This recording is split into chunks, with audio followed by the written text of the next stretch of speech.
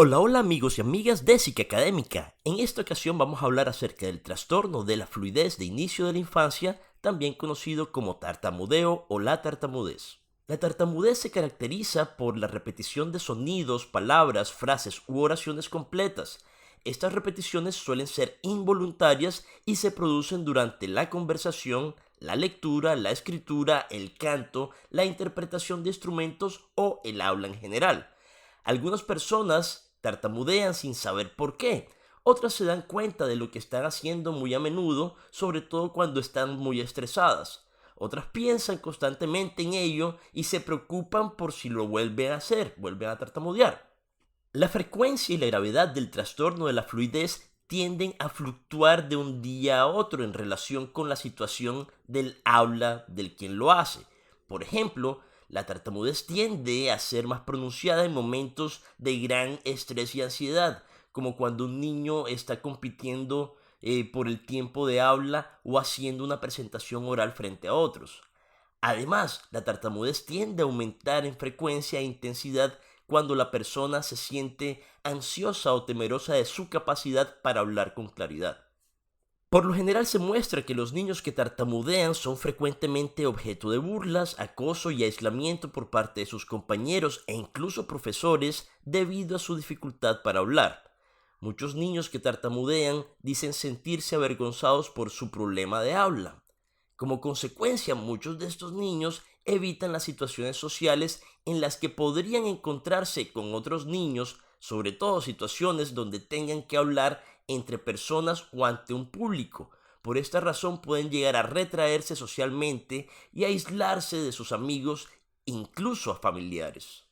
Criterios diagnósticos. Criterio A. Alteraciones de la fluidez y la organización temporal normales del habla que son inadecuadas para la edad del individuo, y las habilidades del lenguaje persisten con el tiempo y se caracterizan por la aparición frecuente y notable de uno o más de los siguientes factores. Número 1. Repetición de sonidos y sílabas. Número 2. Prolongación de sonido de consonantes y de vocales. Número 3. Palabras fragmentadas, por ejemplo, pausas en medio de una palabra. Número 4. Bloqueo audible o silencioso, es decir, pausas en el habla llenas o vacías. Número 5. Circunloquios, es decir, la sustitución de palabras para evitar palabras problemáticas. Número 6. Palabras producidas con un exceso de tensión física. Número 7. Repetición de palabras completas monosilábicas. Por ejemplo, yo lo veo. Criterio B. La alteración causa ansiedad al hablar o limitaciones en la comunicación eficaz, la participación social, el rendimiento académico o laboral de forma individual o en cualquier otra combinación. Criterio C. El inicio de los síntomas se produce en las primeras fases del periodo del desarrollo. Nota: los casos de inicio más tardíos se diagnostican como trastorno de la fluidez de inicio en el adulto. Y criterio D. La alteración no se puede atribuir a un déficit motor o sensitivo del habla, disfluencia asociada a un daño neurológico, por ejemplo ictus, tumor o traumatismo, o a alguna otra afección médica y no se explica mejor por otro trastorno mental. Características asociadas que apoyan el diagnóstico. Número 1. Se puede desarrollar una anticipación temerosa del problema. Número 2. El locutor puede intentar evitar las disfluencias mediante mecanismos lingüísticos, por ejemplo, alterando la velocidad del habla, evitando ciertas palabras o sonidos, o evitando ciertas situaciones como telefonear o hablar en público. Además de ser característicos de la afección, se ha mostrado que el estrés y la ansiedad exacerban la disfluencia. Y número 3. El trastorno de la fluidez de inicio en la infancia también puede acompañarse de movimientos motores, por ejemplo, parpadeos en los ojos, tics, temblores en los labios o en la cara, sacudidas de la cabeza, movimientos de la respiración, apretar los puños. Los niños con trastornos de la fluidez muestran diferentes niveles de habilidad del lenguaje y la relación entre el trastorno de la fluidez y las habilidades del lenguaje no está del todo clara. Diagnóstico diferencial. Déficit sensitivo. Las disfluencias del habla pueden asociarse a una deficiencia auditiva u otro déficit sensitivo o motor del habla.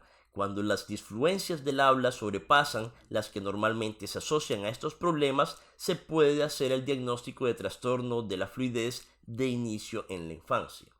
Disfluencias normales del habla. El trastorno debe distinguirse de las disfluencias normales porque ocurren frecuentemente en los niños pequeños como repeticiones de palabras enteras o frases. Por ejemplo, yo quiero helado. Frases incompletas, interjecciones, pausas vacías y comentarios aparte. Si estas dificultades aumentan en frecuencia o complejidad mientras el niño crece, el diagnóstico de trastorno de la fluidez de inicio de infancia sería el correcto. Efectos secundarios de la medicación. El tartamudeo puede ocurrir como efecto secundario de una medicación, lo que puede detectarse por su relación temporal con la exposición a dicha medicación. Disfluencias de inicio en el adulto. Si el inicio de las disfluencias es durante la adolescencia o después de esta, se trata de una disfluencia de inicio en el adulto y no de un trastorno del neurodesarrollo. Las disfluencias de inicio en el adulto se asocian a daños neurológicos específicos y a diversas afecciones médicas y trastornos mentales y pueden ser especificadas con ellos, aunque no constituyen un diagnóstico del DSM-5. Trastorno de la Tourette. Los tics vocales y las vocalizaciones repetitivas del trastorno de la Tourette deberían ser distinguibles de los sonidos repetitivos del trastorno de la fluidez de inicio en la infancia por su naturaleza y ritmo. Esto fue el trastorno de la fluidez de inicio en la infancia, también llamado tartamudeo, aquí en Psique Académica. Tengan muy buen día, buena tarde, buena noche, donde quiera que estén. Chao, chao.